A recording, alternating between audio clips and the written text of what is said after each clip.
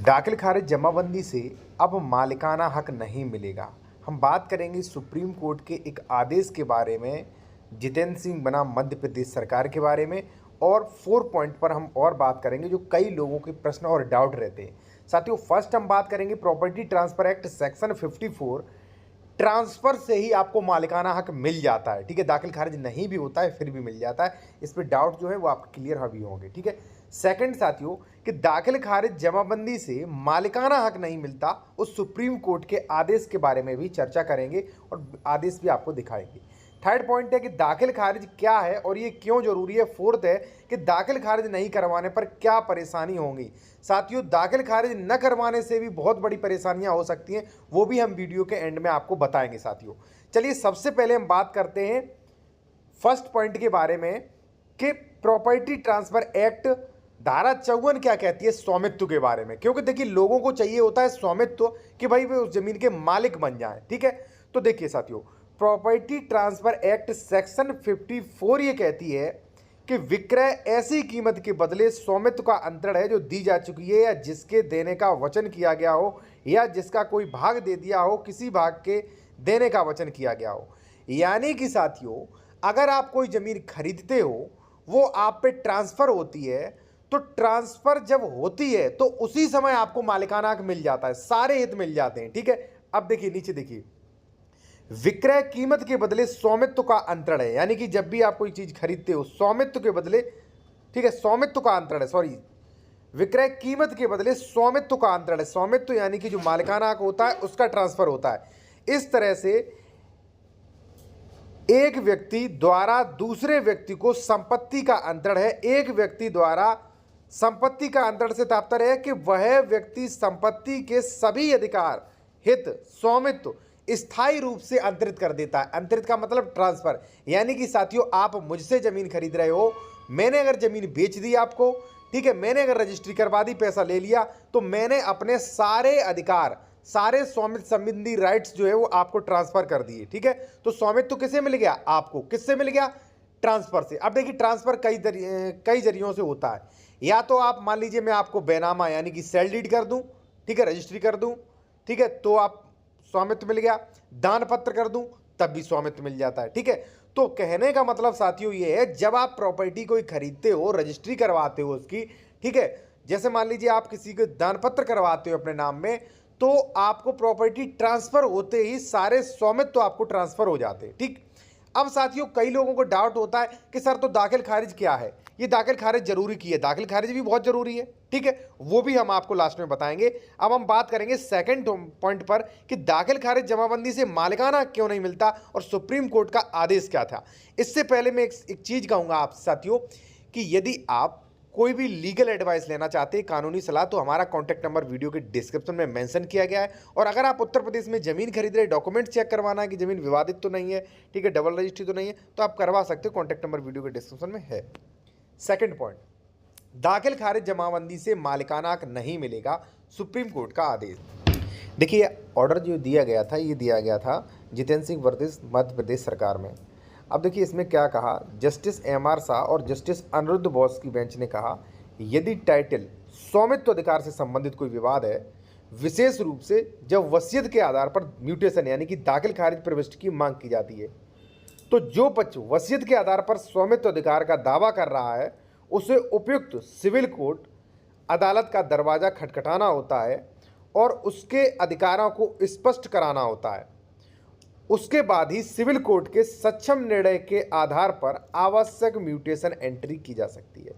देखिए, ये आदेश कहीं ना कहीं आपकी वसीयत पर भी लागू होगा। कैसे कि देखिए, वसीयत क्या होता है, जब भी कोई, जैसे मान लीजिए किसी ने आपके नाम वसीयत कर दी, तो लोग जाते हैं सीधा तहसील, तहसील में वसीयत को चैलेंज करते हैं और दाखिल खारिज की डायरेक्ट मांग करते हैं। तो कहीं ना कहीं कोर्ट ने ये कहा है कि आप डायरेक्ट दाखिल खारिज की मांग मत करिए, आप वसीयत को लेके आइए civil court. Civil court decide करेगा कि आपको स्वामित्व अधिकार इससे मिलेगा या नहीं मिलेगा। जब सिविल कोर्ट आदेश दे दे तब आप दाखिल खारिज करवाइए। अब देखिए, ये 5 पॉइंट देखिए, बेंच ने कहा, जैसा कि हो सकता है कि कानून के तय नियमों के अनुसार म्यूटेशन प्रविष्टि व्यक्ति के पक्ष में कोई अधिकार, स्वामित्व अधिकार या सरोकार प्रदान नहीं करती। ये स्पष्ट है साथियों कि म्यूटेशन एंट्री दाखिल खारिज जो है उससे स्वामित्व अधिकार नहीं मिलता है, स्वामित्व अधिकार सरोकार प्रदान नहीं करती। राजस्व रिकॉर्ड में म्यूटेशन प्रविष्टि केवल वित्तीय उद्देश्य के लिए है। म्यूटेशन प्रविष्टि यानी कि दाखिल खारिज का मेंशन होना केवल वित्तीय उद्देश्य के लिए है। कानून के तय प्रक्रियाओं के अनुसार यदि टाइटल संबंधी कोई विवाद है, यानी कि स्वामित्व संबंधी कोई विवाद है, और विशेष रूप से जब वसीयत के आधार पर म्यूटेशन प्रविष्टि की मांग की जा रही है, तो साथियों वसीयत के आधार पर टाइटल अधिकार का दावा करने वाली पार्टी को सिविल कोर्ट आना चाहिए और अपने अधिकारों को स्पष्ट करना चाहिए।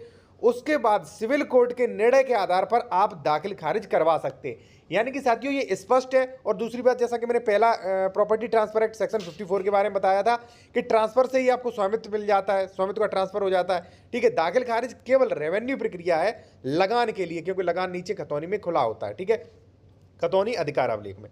ठीक, अब साथियों आप सोच रहे होंगे कि तो फिर दाखिल खारिज की जरूरत ही क्या है, दाखिल खारिज की कोई अहमियत नहीं। लेकिन साथियों दाखिल खारिज की बहुत अहमियत होती है। क्या होती है मैं आपको बताएं, दाखिल खारिज क्या होता है, ये जरूरी क्यों होता है, अब ये भी जान लीजिए। वैसे आपको पता होगा, मैं फिर भी क्लियर कर दूं थोड़ा कम शब्दों में कि देखिए साथियों, दाखिल खारिज होता है नामांतरण। ठीक है, नामांतरण म्यूटेशन इसे कहते हैं। यानी कि जैसे मान लीजिए आपने मुझसे ज़मीन खरीदी, तो आपने खरीद ली, रजिस्ट्री करा लिया, आपको स्वामित्व मिल गया। लेकिन जो खसरा खतौनी जो होते हैं, रेवेन्यू के डॉक्यूमेंट्स हैं, सरकार के पास डॉक्यूमेंट्स हैं, उनमें अभी भी मेरा नाम चल रहा होता है। ठीक है, तो मैं फ्रॉड कर सकता हूं। ठीक है, हो सकता है उस पर केसीसी ले लूं, हो सकता है खतौनी के आधार पर किसी को जमीन बेच दूं।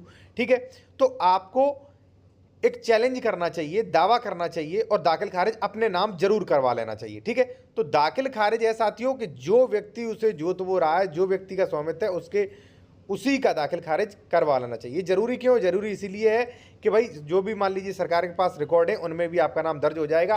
ठीक है, तो उसमें बहुत आसानी होगी और सरकार को भी ये जानना होगा कि भाई अभी इसका लगान कौन पे कर रहा है। ठीक है, फोर्थ, जो सबसे ज़्यादा क्वेश्चन लोग कहते हैं कि दाखिल खारिज नहीं करवाने पर क्या परेशानी होगी, और बड़ी परेशानियां होती हैं, वो आप जान लीजिए। एक चीज़ और, यदि कई लोग जो है कॉन्टैक्ट नंबर मांगते हैं, तो कॉन्टैक्ट नंबर वीडियो के डिस्क्रिप्शन में मेंशन किया गया है साथियों। ठीक है, दाखिल खारिज नहीं करवाने पर क्या परेशानी होगी। सबसे फर्स्ट परेशानी होगी साथियों, अगर आपका दाखिल खारिज नहीं है तो खतौनी आपके नाम निकलेगी ही नहीं। ठीक है, केवल आपके पास रजिस्ट्री होगी। तो वो व्यक्ति जिसके नाम अभी भी मान लीजिए दाखिल खारिज शो हो रहा है, तो वो कभी फ्रॉड कर सकता है।